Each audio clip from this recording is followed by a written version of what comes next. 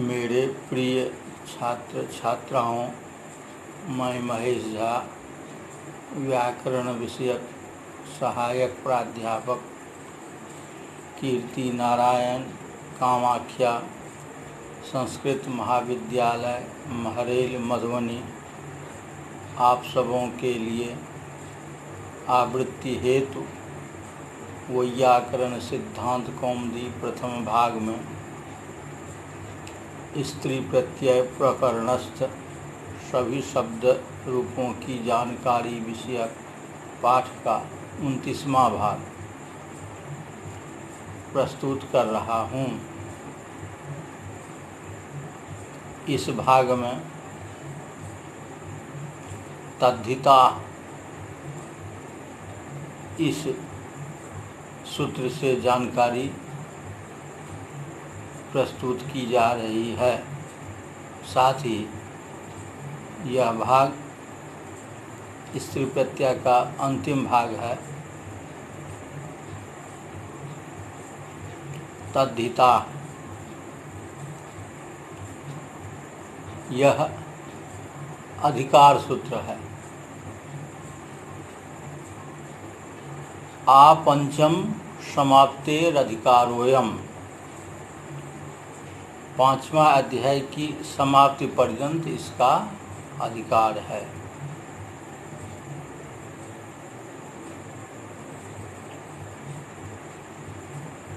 यहाँ से आगे 5वें अध्याय की समाप्ति पर्यंत जो भी प्रत्यय कहे जाएंगे उन सब की तद्धित संज्ञा होगी।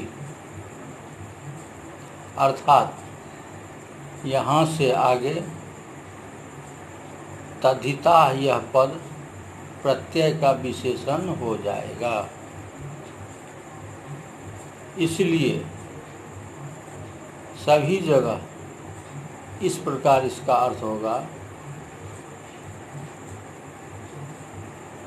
अमुक प्रत्यय का विधान किया जाता है और उसकी तद्धित संज्ञा भी हो।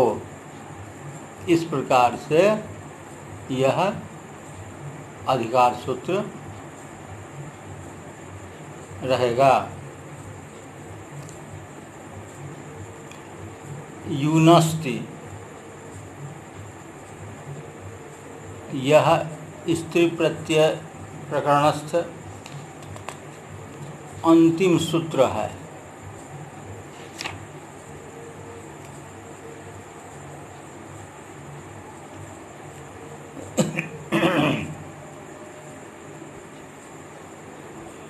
पांचों अधिकार सूत्रों की अनुवृत्ति के अतिरिक्त तद्धिता की भी अनुवृत्ति आ रही है।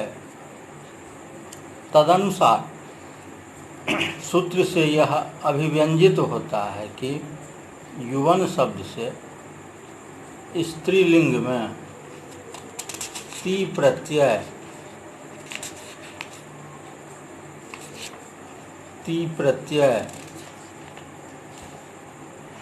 होता है और उसकी तद्धित संज्ञा भी हो। तद्धित संज्ञा होने के फलस्वरूप कृत तद्धित समासास्त्र इस सूत्र से प्रातिपदिक संज्ञा तदनंतर विभक्ति उत्पत्ति होती है। इस संबंध में यह शंका उत्पन्न होती है कि प्रातिपदिक ग्रहणे लिंग विशिष्टस्यापि ग्रहणम, प्रातिपदिक के ग्रहण में लिंग विशिष्ट का भी ग्रहण होना चाहिए। इस परिभाषा का आश्रय कर पुल्लिंगवाची युवन शब्द में रहने वाले प्रातिपदिकत्व धर्म का स्त्रीलिंग वाची युवती शब्द में आरोप होने पर विभक्त्युत्पत्ति होने में किसी प्रकार से बाधा नहीं होगी। इसलिए तद्धिता अधिकार की क्या उपयोगिता है? आगे के सूत्रों में अनुवृत्त जाने के लिए उसका यहाँ उल्लेख किया गया है। उदाहरण में युवन शब्द से ती प्रत्यय, युवती स्वादिस्व सर्वनाम स्थाने, इस सूत्र से पद संज्ञा तथा न का लोप, न लोप प्रातिपदिकान्तस्य, इस सूत्र से युवती और उससे प्रातिपदिक संज्ञा होने पर सु की उत्पत्ति, सु का ऋतु विसर्ग होने पर युवती यह प्रयोग निष्पन्न होता है।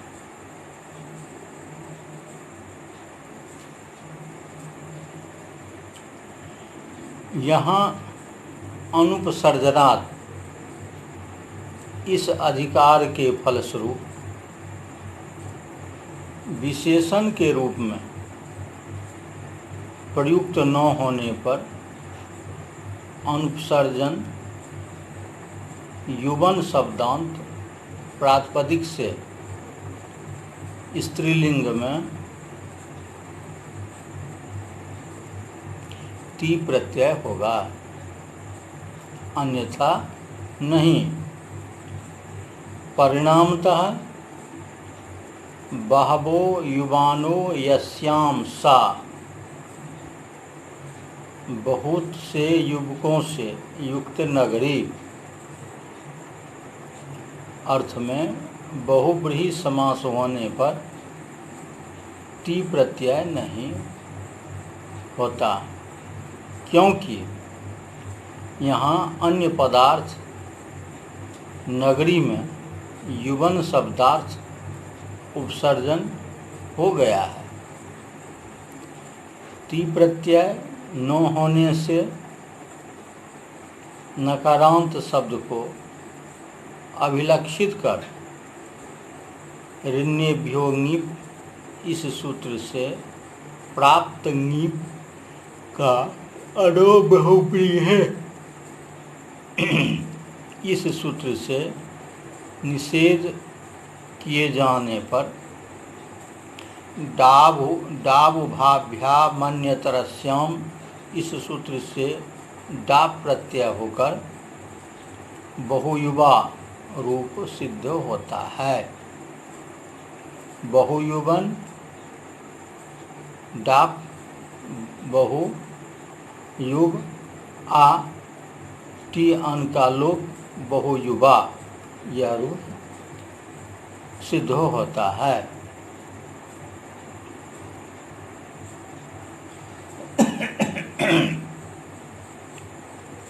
स्त्रीलिंग में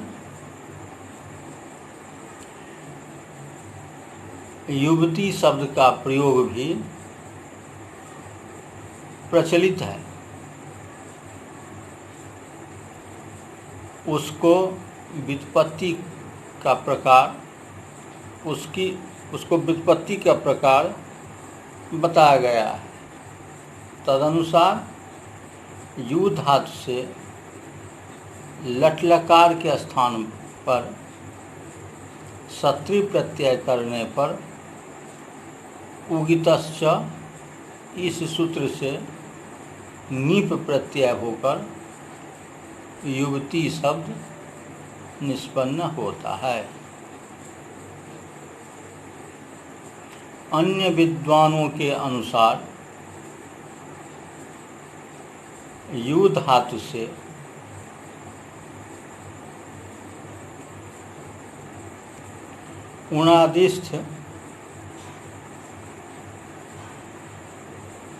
उणादिष्ठ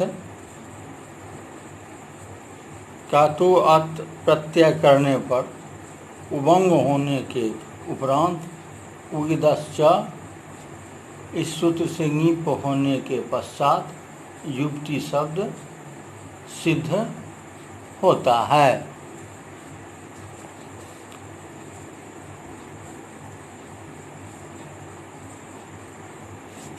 इस प्रकार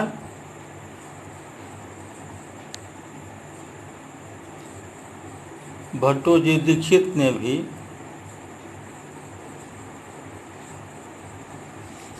कहे हैं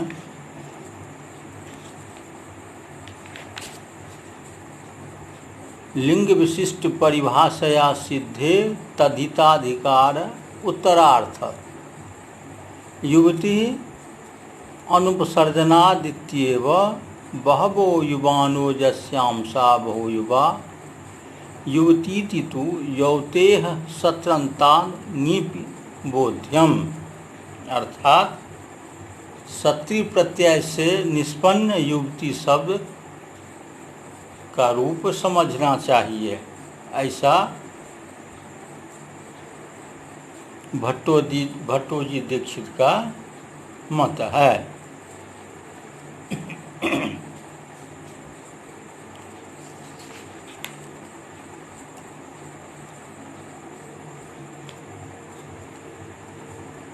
इस प्रकार यह स्त्री प्रत्यय प्रकरण संपन्न होता है। इसमें 29 भाग में स्त्री प्रत्यय प्रकरणस्थ सभी शब्द रूपों की जानकारी के साथ पाठ प्रस्तुत किया गया, जो छात्रों के लिए अत्यंत उपयोगी सिद्ध है। छात्र इन सभी 29 भाग को मनोयोग पूर्वक अध्ययन करेंगे, जिससे स्त्री प्रत्यय संबंधी पूर्ण जानकारी प्राप्त होगी और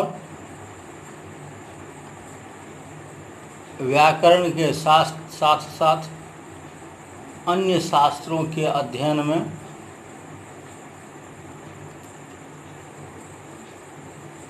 इसका उपयोग सिद्ध होगा। छात्रों के ध्यान में रखकर ही क्रम से सभी सूत्रों, सभी प्रयोगों की जानकारी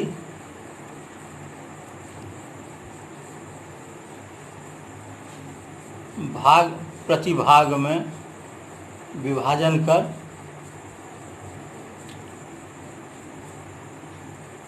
संग्रह किया गया है और यह संग्रह मुझे आशा है कि छात्र अपने हित में इसका अध्ययन कर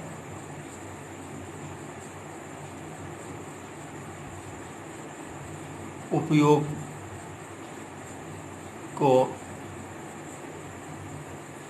प्राप्त करेंगे। धन्यवाद।